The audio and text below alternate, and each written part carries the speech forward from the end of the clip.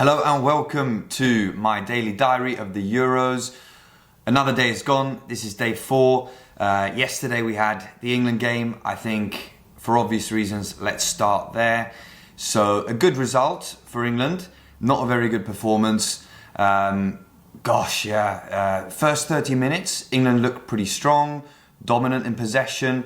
And then after that, allowing Serbia to get into the game, and the second half was just atrocious. England were absorbing a lot of pressure, and for large parts of that second half couldn't even get out and just kept hoofing the ball. A lot of long balls, which obviously is not suited to England's style of play. Harry Kane was able to gather a couple of them so that we kept possession high up the pitch, but really it was a poor performance, and we were expecting more from this England team. I would like to talk a little bit about Southgate's system. It just seemed to be a real mess. The system was a mess. I can't really understand what was going on.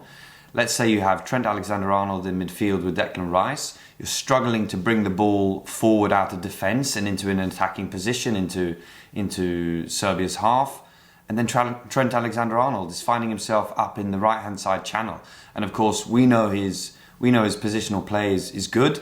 He wouldn't be up there unless he was told to be up there. So Southgate really has a thinker here. Foden, our best player, didn't get into the game at all. Bellingham, of course, had a good game, man of the match for me, but Foden didn't get into the game at all. He slotted him out on the left-hand side and he spent large parts of the game out there. I think Foden's your best player. Put him in the position where he's comfortable. Put him centrally, and then you can slot Bellingham out slightly more wide. Bellingham could play right back for England and still be the best player on the pitch. Bellingham will have an impact wherever he plays on that pitch. But Phil Foden, he needs to be centrally. He's your creator. He's your X factor in terms of unlocking the defence. Put him where he can have the best impact, which is centrally. So I'm quite disappointed with that, and let's see now. England have about a week or two until the knockouts. They really need to get going now and find a style of play, because they're going to start playing tougher teams. 3 points in the group is good, particularly with the drop points that Denmark had. We really want to make sure we win this group and stay on this side of the draw. If that's the case, then we'll avoid a group winner until at least the semi-final. So you could still end up with an Italy or Croatia. Let's say if Spain win Group B, you could end up with an Italy or a Croatia, whoever comes second in that group in the quarterfinal. But you'd avoid the real heavyweights until the semi-final, the group winners. So disappointing from England, and I think another thing is, I have no real problem with England sitting back and soaking up pressure, but then you really have to make a go of it on the counter-attack. Don't lose the ball cheaply. England just kept clearing it, hoofing it long, and losing it as well in their final third, losing the ball, sort of creating a bit of danger in that way. I think this is another thing where I was asking, where's Rashford? Perfect guy to have. If you're soaking up pressure and you're trying to hit the team on the counter, have a fast player like Rashford who can get in behind and create some danger. He doesn't have Grealish. He doesn't have Rashford. He didn't play Eze or Gordon, who you would say probably would be more dangerous, suiting to that style of play if you're sitting back and playing on the counter. One performance I really want to make note of is Mark Gay. A lot of people weren't sure about how he was going to perform last night. Maguire obviously injured. Gay's coming in his place. Gay performed really, really well. He barely put a foot wrong. I know there was at one point there was a stray pass, but England won it back seconds later. Really, really solid from Gay, a mature performance, and he looked strong as well. He went toe-to-toe with Alexander Mitrovic and came out on top. So happy with that, and happy with the defensive performance. We looked pretty solid, even though Serbia had a lot of the ball. They didn't create anything really clear-cut. but we know that there will be stronger tests to come in this tournament, and if you allow teams to have the ball as much as we did, they are gonna punish you. So yeah, improvements are needed. No need to panic just yet, but they need to start finding a way to dominate the games and play better offensively. It was pretty dire in that second half, a pretty horrible watch, to be honest. I think let's leave it there for the England game. Chat a little bit about Denmark. Had a 1-1 draw with Slovenia. Everyone was expecting, well, certainly I was, expecting Denmark to win that game, and pretty comfortably.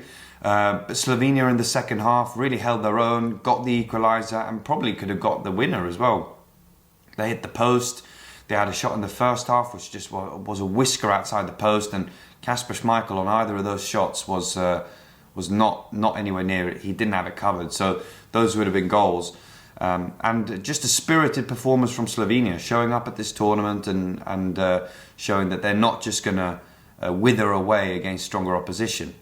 For Denmark's perspective, though, this puts them in quite a tough spot, because they play England next.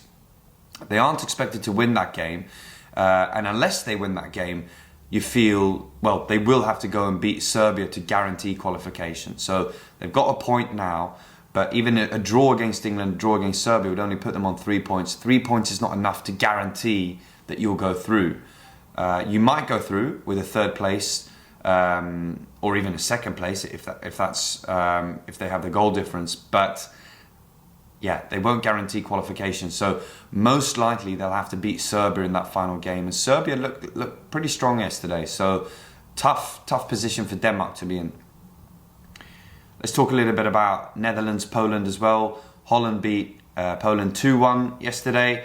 It was a decent performance by the Dutch. Nothing really particularly special from them going forward. They got Gakpo, they got Depay, Marlin came off the bench. The midfield, I thought, looked pretty good. Energetic, Xavi Simons, Reinders, Schouten. These guys look pretty up for it, and we know they have a very strong defence as well, Holland. So Holland could be an interesting team come the knockouts, and I wouldn't be surprised if they knock out one of the slightly maybe better teams just on an off game. So yeah, good start for them. Obviously Poland very disappointing. They're going to get Lewandowski back probably for the remaining 2 games of the group. They need him. They really need him, and they're going to have to really put out some good performances against France and Austria if they're going to qualify for the knockouts. So Netherlands, one to watch, and of course we'd love it if Netherlands won that group, because that would put France on the other side of the draw, assuming of course that England win their group. But if Netherlands can pull off a bit of a shocker and win that group, that'd be fantastic for England. The games today. So we've got Romania against Ukraine. That's actually going right now, live as I'm recording this. And they were 3-0 up last time I checked, actually. Yeah, still 3-0. Really impressive from Romania. And then we've got Belgium against Slovakia to come. I think this is the group where most people, unless you're from those countries, you're probably thinking that's a bit of a boring group, not that interesting to follow. Belgium are expected to win that group, and then I think to get second and third is anyone's game.